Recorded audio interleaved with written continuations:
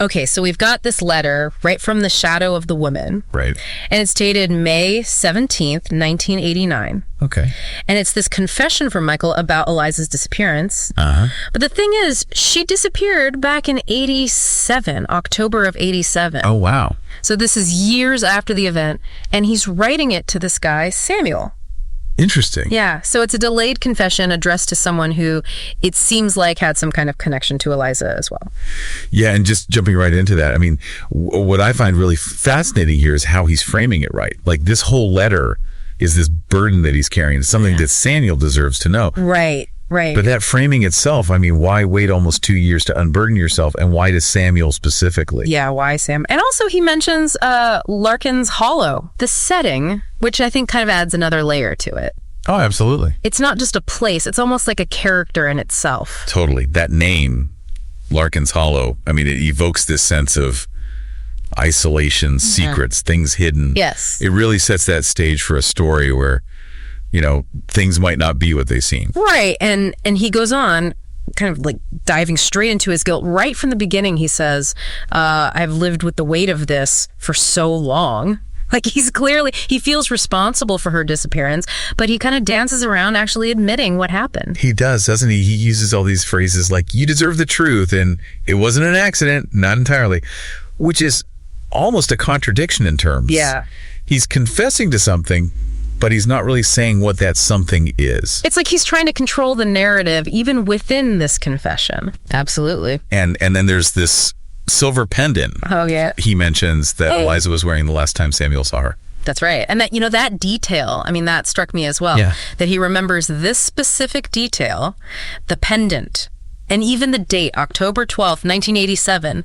Like, he's clinging to these tangible connections to Eliza. Yeah. It really makes you think about the power of objects to hold those memories, right? Yeah. And potentially even be used as these tools of manipulation. And he even points out that he was the one who gave her the pendant. Oh, interesting. So is that like a subtle way of asserting his claim on her even in her absence? It's possible, yeah. I mean, it's like this simple act of gift giving, even years later, could be Michael's way of reminding Samuel of their connection, or even maybe trying to downplay Samuel's relationship with Eliza. Right, yeah. And that kind of brings us to, I think, like the heart of it all. Yeah. This love triangle that he kind of hints at. Yeah. He even says, he calls Samuel the man who loved her more than I ever could, perhaps. And there's like there's like a resignation in his tone, almost like a bitterness there. Yeah, definitely. When he's talking about it. It's like he's painting this picture of Samuel and Eliza's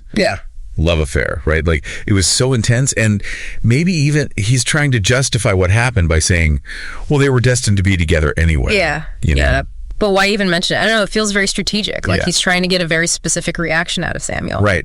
Almost like a way of maybe alleviating some of his own guilt, right? Right. Yeah. Like maybe it was inevitable. So it's like, it wasn't me, you know? It's fate. Yeah, exactly. Yeah, it's a clever tactic. I mean, really? Yeah.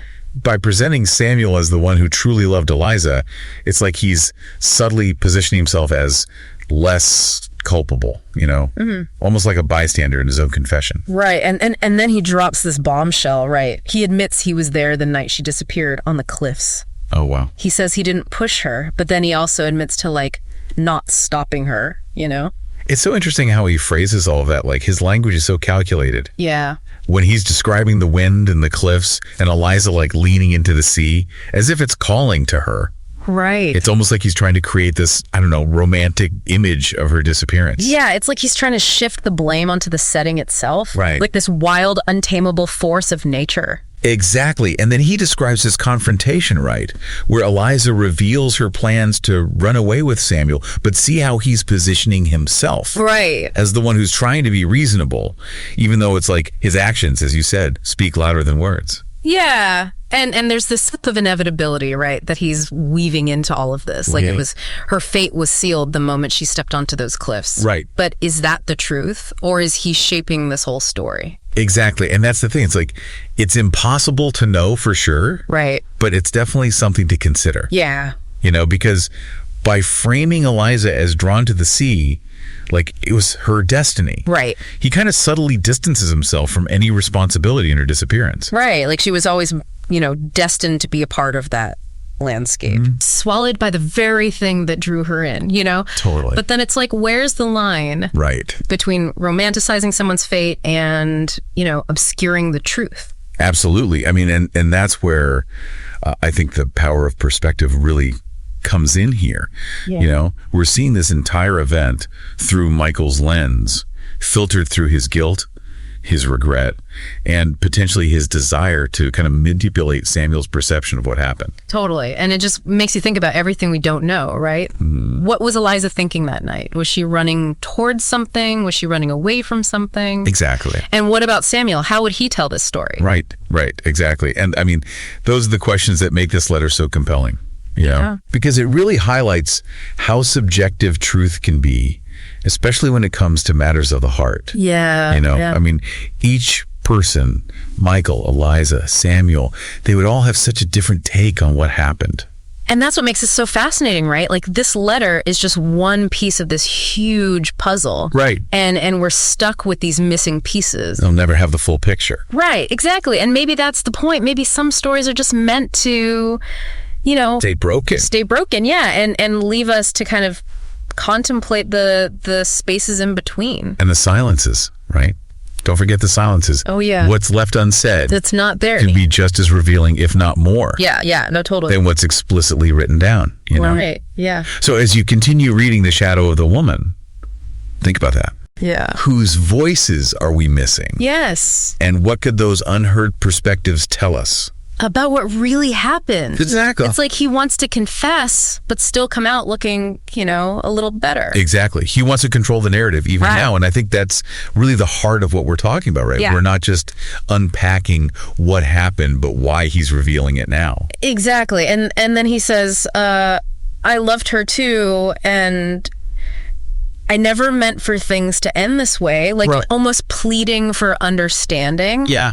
Even forgiveness. Right, but it's to Samuel. Yeah. He's not pleading to Eliza. That's true. He's worried about how he'll be remembered. Yeah, it's about him. Right. Not really about truly facing what he did. It makes you wonder about confessions in general, you know? Good question. Is it ever really about forgiveness, or is there always that piece of, you know, self-preservation? Yeah, wanting to control your own story. Totally. Yeah, and I think that's what we keep bumping up against here, right? Like, this is a very specific story he's presenting. Very calculated. Yeah, and we're left with more questions than answers. Which is often the case, I mean, with a letter like this, it's one side, one viewpoint. Right, it's like we're trying to put this vase back together. Yeah. You know, we've got these pieces.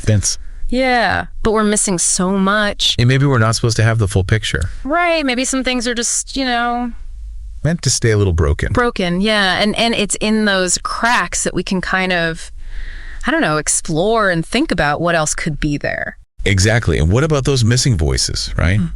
We only have Michael's side here. Yeah, that's so true. So as you continue with The Shadow of the Woman, think about who else we haven't heard from. Yeah. What could they tell us about that night in Larkin's Hollow? Food for thought, for sure.